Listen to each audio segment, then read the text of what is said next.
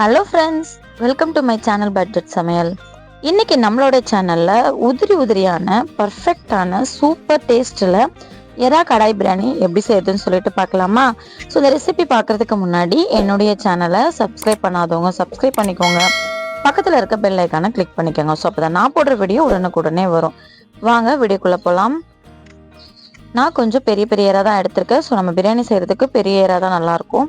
இதை க்ளீன் பண்ணிவிட்டு இந்த மாதிரி இந்த எறா கூட 1 ஸ்பூன் அளவுக்கு இஞ்சி பூண்டு, 1 ஸ்பூன் மஞ்சத்தூள், கொஞ்சமாக காஷ்மீரி சில்லி, கொஞ்சம் உப்பு சேர்த்து நல்லா பரட்டி விட்டு எறாவை ஒரு அரை மணி நேரம் ஊற வச்சிடலாம். வாங்க இப்போ நம்ம கடாய் பிரியாணி செய்கிறதுக்கு அடுப்பு ஆன் பண்ணிவிட்டு கடாய் வச்சுக்கலாம். கடாய் நல்லா ஹீட் ஆனதுக்கு அப்புறமா இதுக்குள்ள எண்ணெய் கொஞ்சம் தாராளமாக சேர்த்துக்கோங்க. இது கூட 1 ஸ்பூன் அளவுக்கு நெய் சேர்த்துக்கோங்க. எண்ணெய் நெய் ரெண்டுமே நல்லா ஹீட் ஆகி வந்ததுக்கு அப்புறமா நம்ம ஸ்பைசஸ்லாம் சேர்த்துக்கலாம். ஒரு பிரியாணி இலை, 2 பட்டை, கொஞ்சமாக கடற்பாசி, 4லேருந்து 5 கிராம்பு, ஒரு அன்னாச்சி பூ சேர்த்துக்கோங்க. 1 ஸ்பூன் அளவுக்கு சோம்பு சேர்த்துக்கோங்க. ஒரு 4 ஏலக்காய் சேர்த்துக்கோங்க. இது எல்லாமே நல்லா பொரிஞ்சு வரட்டும். ஸ்பைசஸ் சேர்க்கும் போது நம்ம அடுப்பை லோ ஃப்ளேமில் வச்சுக்கோங்க. ஏன்னா ஸ்பைசஸ் எல்லாம் சீக்கிரம் கருகிடும். ஸோ அப்போ பிரியாணி நல்ல டேஸ்டெல்லாம் கிடைக்காது. இப்போது ஸ்பைசஸ் பொரிஞ்சு வந்ததுக்கு அப்புறமா இதில் 2 பெரிய வெங்காயத்தை நீல வாக்கில் கட் பண்ணி சேர்த்துக்கோங்க. இது கூட 3 பச்சை மிளகாவை நான் கீரி சேர்த்துருக்கேன். ஸோ இதெல்லாம் நல்லா இந்த மாதிரி வதங்கி வரட்டும். வெங்காயமும் பச்சை மிளகாவும் நல்லா வதங்கி வரட்டும். இந்த மாதிரி நல்லா கண்ணாடி பதத்துக்கு வதங்கி வந்ததுக்கு அப்புறமா இதில் 1.5லேருந்து 2 ஸ்பூன் அளவுக்கு இஞ்சி பூண்டு பேஸ்ட்டு சேர்த்துக்கிறேன். இப்போ இஞ்சி பூண்டு பேஸ்ட்டு நல்லா பச்சை வாசனை போகிற அளவுக்கு வதக்கி விடுங்க. இப்போ நம்ம இது கூட பழுத்த தக்காளி 2 தக்காளியை இந்த மாதிரி நீல வாக்கில் கட் பண்ணி சேர்த்துக்கலாம். வெங்காயம் தக்காளி நல்லா வதங்கணும். ஸோ இப்போ இது கூட வெங்காயம் தக்காளி சீக்கிரம் வதங்கிறதுக்காக நான் கொஞ்சமாக கல்லுப்பு சேர்த்துக்கிறேன். கல்லுப்பு சேர்த்துட்டு நல்லா வதக்கி விட்டு ஒரு மூடி போட்டு 2 நிமிஷம் வெங்காயம் தக்காளி நல்லா குழைய வேக விடுங்க. இந்த மாதிரி நல்லா வெங்காயம் தக்காளி குழைய வெந்து வந்ததுக்கு அப்புறமா நம்ம இதுல ஒரு கைப்பிடி அளவுக்கு புதினா கொத்தமல்லியை சேர்த்து நல்லா வதக்கி விட்டுக்கலாம்.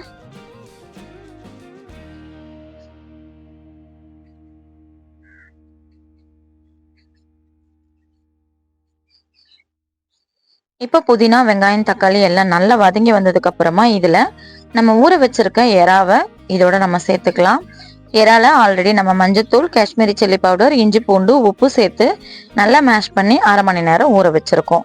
ஸோ இப்போ அந்த எறாவை இதோட சேர்த்துட்டு நல்லா இந்த மாதிரி வதக்கிக்கலாம். இதோட நம்ம ஒரு 2லேருந்து 3 டேபிள் ஸ்பூன் அளவுக்கு தயிர் சேர்த்துக்கோங்க. தயிர் சேர்த்துட்டு நல்லா ஒரு சேர பரட்டி விடுங்க.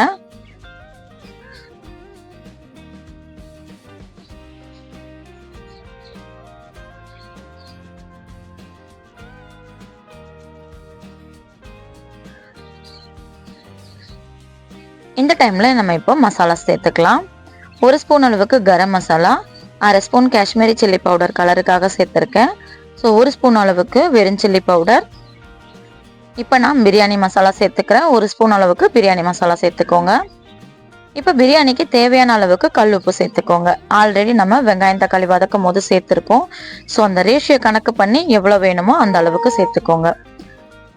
இப்போ நம்ம மசாலாஸ்லாம் நல்லா பச்சை வாசனை போனதுக்கு அப்புறமா நான் காட்டுற இந்த டம்ளர்ல 1.25 டம்ளர் அளவுக்கு நான் பிரியாணி அரிசி எடுத்திருந்தேன். ஸோ 1 டம்ளருக்கு 1.5 டம்ளர் கணக்கு தண்ணிக்கு நான் 1.25 டம்ளர் அரிசிக்கு 3 டம்ளர் அளவுக்கு தண்ணி சேர்த்துக்கிறேன். நான் கொஞ்சம் கம்மியாக தான் சேர்த்துக்கிறேன். ஏன்னா எறா தண்ணி விடும். ஸோ அதனால நம்ம கரெக்டான ரேஷியோட சேர்த்தா பிரியாணி உதிரியாக கிடைக்கும். ஸோ இப்போ தண்ணி சேர்த்துட்டு நல்லா கலக்கி விட்டுட்டு மூடி போட்டு ஒரு 2லேருந்து 3 நிமிஷம் விடுங்க. நல்லா கொதிச்சு வந்துடும். தண்ணி நல்லா கொதிச்சு வந்ததுக்கு அப்புறமா நம்ம பிரியாணி அரிசியை ஏற்கனவே ஆல்ரெடி நம்ம வாஷ் பண்ணி ஊற வச்சிருக்கோம். ஸோ அந்த பிரியாணி அரிசியை கொஞ்சம் கூட தண்ணி இல்லாமல் நல்லா வடிகட்டி இந்த மாதிரி சேர்த்துக்கோங்க.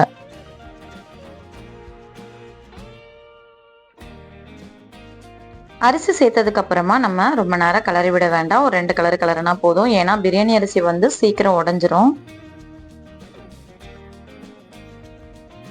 இந்த டைம்ல நம்ம இப்ப இதோட ஒரு எலுமிச்சை பழத்தோட சாறை சேர்த்துக்கலாம்.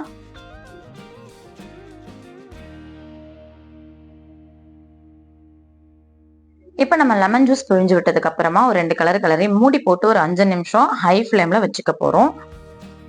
ஒரு 5 நிமிஷம் கழிச்சு ஓபன் பண்ணி பார்த்தா இந்த மாதிரி அரை வேக்காடு வெந்திருக்கும். ஸோ திரும்ப நம்ம வந்து ஒரு 2 நிமிஷம் மூடி போட்டு வேக விட்டோம் அப்படின்னா நல்லா இந்த மாதிரி 3/4 பங்கு வெந்து வந்திருக்கும். இது வந்து தம் போடுறதுக்கு கரெக்டான டைமு. ஸோ இந்த டைம்ல வந்து நம்ம இப்போ தம் போட போறோம். கடாயில கண்டிப்பா இந்த மாதிரி ஒரு தடவை செஞ்சு பாருங்க. எறா மட்டும் இல்லை, chicken biryani, mutton biryani, so எல்லாமே செய்யலாம். ரொம்ப டேஸ்டாகவும் ரொம்ப ஈஸியாகவும் இருக்கும். இப்போ இது கூட நான் ஒரு சின்ன பொருள் சேர்க்க போறேன். கேசரி கலர் பவுடர் தான். ஸோ இதை நம்ம வந்து ஒரு கொஞ்சமான கலர் பவுடரை வந்து கொஞ்சம் தண்ணியில் சேர்த்துட்டு கலக்கி இந்த மாதிரி ஸ்ப்ரெட் பண்ணி நல்லா ஊற்றி விடுங்க. சுற்றி மட்டும் விட்டுட்டு நடுவில் கொஞ்சமாக ஊற்றிக்கலாம். இது வேணுன்றவங்க சேர்த்துக்கோங்க, வேணான்றவங்க ஸ்கிப் பண்ணிடுங்க. இதுக்கு பதிலாக வந்து நம்ம கொஞ்சமாக பாலில் குங்குமப்பூ கலந்துட்டு இந்த மாதிரியும் சேர்த்துக்கலாம். இந்த மாதிரி சேர்க்கும்போது நம்ம கடையில் வாங்குற மாதிரியே கலரில் நம்மளுக்கு கிடைக்கும்.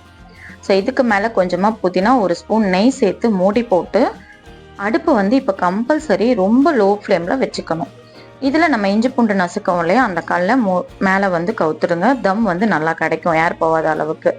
ஒரு 7லேருந்து 8 நிமிஷம் நம்ம இந்த மாதிரியே லோ ஃப்ளேமில் வச்சுட்டு நம்ம ஓப்பன் பண்ணி பார்த்தோம் அப்படின்னா சும்மா கம்மன்னு சூப்பரான எறா கடாய் பிரியாணி ரெடி.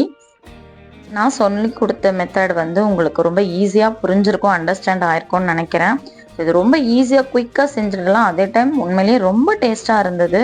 கண்டிப்பாக கடாயில் நீங்களும் இந்த மாதிரி ட்ரை பண்ணி பாருங்கள். ட்ரை பண்ணி பார்த்துட்டு எப்படி இருக்குன்னு சொல்லிட்டு எனக்கு கமெண்ட் பண்ணுங்கள்.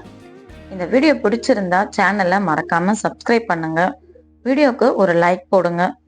உங்கள் ஃப்ரெண்ட்ஸுங்களுக்கும் இதை ஷேர் பண்ணுங்கள். தேங்க்யூ.